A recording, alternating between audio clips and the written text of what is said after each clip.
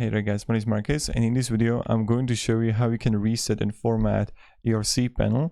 And this video is going to be a little bit different, only because like the cPanel, I don't know what hosting you're using, what domain you have, works differently on a different hosting. What do I mean by that? Is that when you're gonna like watch some YouTube videos about resetting your the file manager right here, and you're gonna like restore it, etc. The thing is that you can mess up with your cPanel.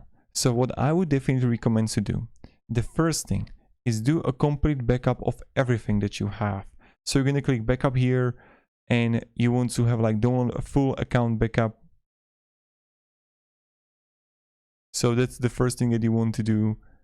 And then what you want to do, like another thing, is contact the support on, let's say, GoDaddy, Hostinger, where you have your like hosting domain, and then contact them to completely reset everything for you.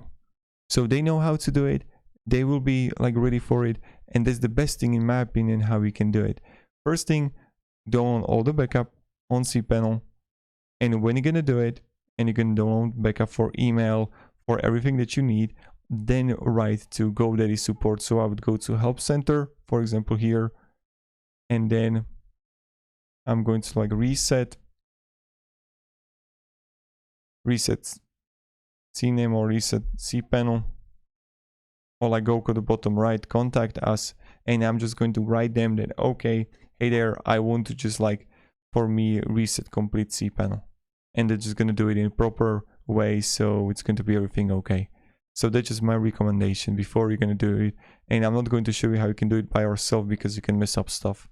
Thank you very much guys for watching, and have a great day, and goodbye.